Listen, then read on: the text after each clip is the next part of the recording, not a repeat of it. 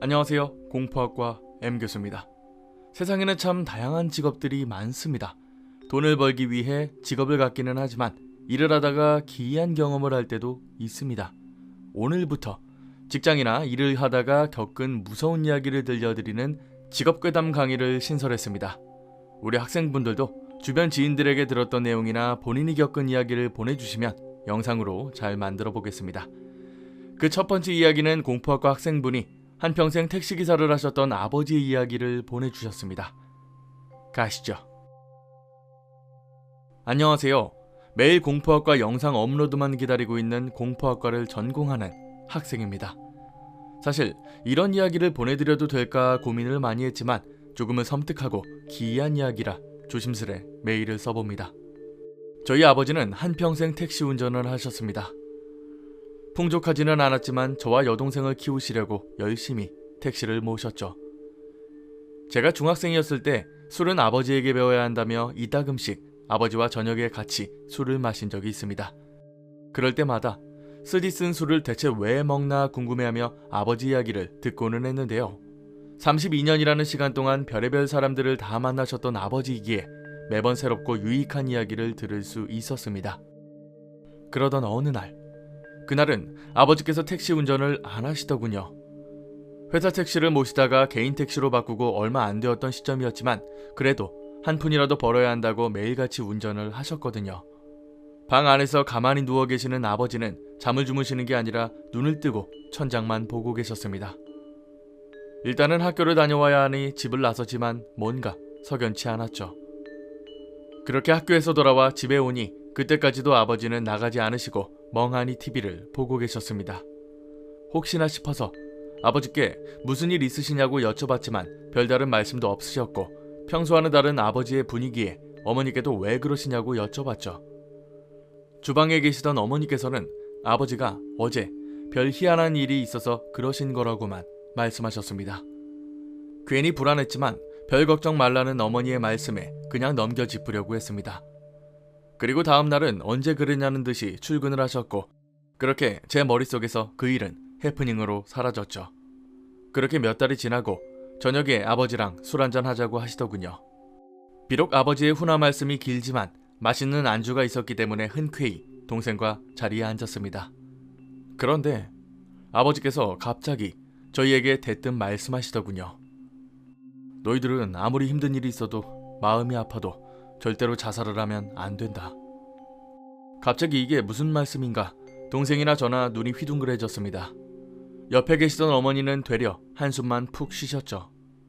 그게 무슨 말씀이냐고 여쭤보니 몇 달 전에 왜 하루 종일 가만히 계셨는지 알 수 있었습니다. 언젠가 늦은 저녁에 서울 강동구에서 여자 손님을 하나 태웠답니다.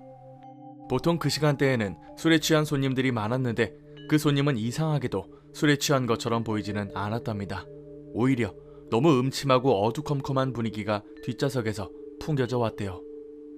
하도 손님을 많이 태워봤으니 대충 사람의 성향 같은 것도 보이는데 룸미러로 슬쩍 보니까 초점 없는 눈이 계속해서 조수석 뒤에만 보고 있더랍니다.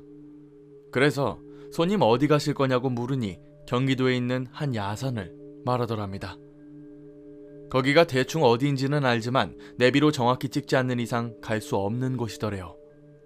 그런 곳은 장거리이기는 해도 당시 집이 서울이었기 때문에 다시 서울로 오는 손님을 태우기가 어렵습니다. 그래서 거기는 가기가 어렵다고 정중히 양해를 부탁드렸는데 그 손님은 꼼짝도 안 했죠. 이제는 거기 절대 못 간다고 연거푸 말을 해도 듣는 척도 안 하고 계속 거기로만 가달라고 하더래요. 아무리 말을 해도 내리지 않으니 어쩔 수 없이 내비를 찍으셨죠. 목적지도 없는 오발탄 같은 손님도 아니니까 오늘은 이 손님 마지막으로 태워다주고 집에 가자고 생각하고는 그냥 출발하셨답니다. 그렇게 한참을 가다가 그 야산 근처에 도착하게 되었는데 사람도 없고 마을도 없어서 그냥 어둠 그 자체였답니다. 어찌나 어두운지 옆에 있는 산이 새카맣게 보이더래요. 그리고 가는 내내 계속 룸미러로 손님을 봤는데 여전히 뒷좌석만 보고는 거의 죽기 일보 직전인 표정만 짓고 있었죠. 그리고 마침내 목적지에 도착을 했는데 도착하고 보니 주변에는 정말로 아무것도 없더랍니다.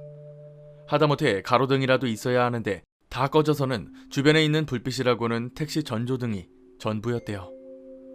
그리고 그 손님이 돈을 지불하고 내리는데 거기서 아차 싶으시더랍니다. 그 여자가 어디 마을로 가는 것도 아니고 그 옆에 있는 야산으로 후레쉬도 없이 성큼성큼 걸어가더래요. 처음에는 대체 저기에 뭐가 있길래 가는 건가 싶었지만 곰곰이 생각해보니 길도 어둡고 위험할 것 같아서 일단 내렸죠. 그리고 손님을 향해서 어디 가는 거냐고 위험하니까 돌아오라고 했는데 뒤도 안 돌아보고 그대로 걸어가더랍니다. 어디 도시괴담처럼 무덤으로 가는 손님을 태웠다는 이야기가 떠올랐는데 돈을 다 지불했으니 그건 말도 안 되는 거였죠.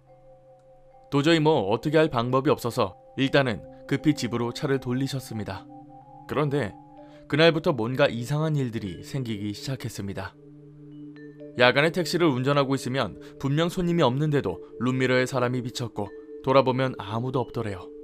게다가 낮에도 운전하고 있으면 괜히 누군가 뒤에 앉아있는 것 같은 느낌이 쎄하게 들었답니다. 당시만 해도 운전만 10년 넘게 했던 터라 그런 느낌은 단 한 번도 받아보신 적이 없었대요. 그리고 이제는 악몽도 꾸기 시작했는데 그때 태웠던 여자가 나오는 꿈을 꾸셨답니다. 꿈속에 나온 그 여자가 그때처럼 아무 말도 없이 아버지를 보고 있는데 눈 하나 깜빡이지 않는 모습에 놀라서 일어나기를 반복하셨죠. 그렇게 며칠을 시달리다가 도저히 안 되겠다 싶어서 운전대를 잡고 그 야산으로 가셨답니다. 그리고 그 야산 앞에 도착했을 때쯤 온몸에 소름이 돋아서 한동안 갓길에 차를 세워두셨대요. 그날 봤던 것처럼 그 주변에는 아무것도 없었는데 그때와는 다른 새로운 광경이 있었죠. 목격자를 찾는다는 현수막이 도로 옆에 걸려있더랍니다. 그리고 옆에 있는 사진은 그때 봤던 손님 얼굴이 걸려 있었고요. 곧바로 전화를 해서 자기가 이 손님을 태웠다고 말을 했더니 그 근처에서 여자가 자살을 했다고 하더래요. 혹시나 타살이 아닐까 싶어서인지 유가족이 목격자를 찾는다는 현수막을 걸었던 거죠. 그날 경찰서에 가서 조사를 받고 오셨는데 그 다음 날에는 아무것도 못 하시겠더랍니다. 아무리 기름밥을 먹는다고 할지라도 택시기사의 나름의 자부심을 갖고 계셨는데 그날 처음으로 그만두고 싶다는 생각을 하셨대요. 결국 자기가 자살할 사람을 도와서 거기까지 데려다줬다는 생각에 아무리 자려고 해도 잠이 안 오셨죠. 그 말씀을 마지막으로 술 한 잔을 드시더니 저희에게 딱 2마디 하셨습니다. 자기 혼자 죽으면 상관없겠다는 생각으로 자살하는 사람들은 그 주변 사람들이 그 고통을 그대로 받는다는 걸 모른다. 행여 그런 불행은 없었으면 좋겠지만 만약 지옥 같은 고통을 받더라도 열심히 살아줬으면 좋겠다고 말씀하셨습니다. 아버지께서 가끔 다른 동료 택시기사분들이나 본인이 겪은 귀신 이야기들을 들려주시기는 합니다.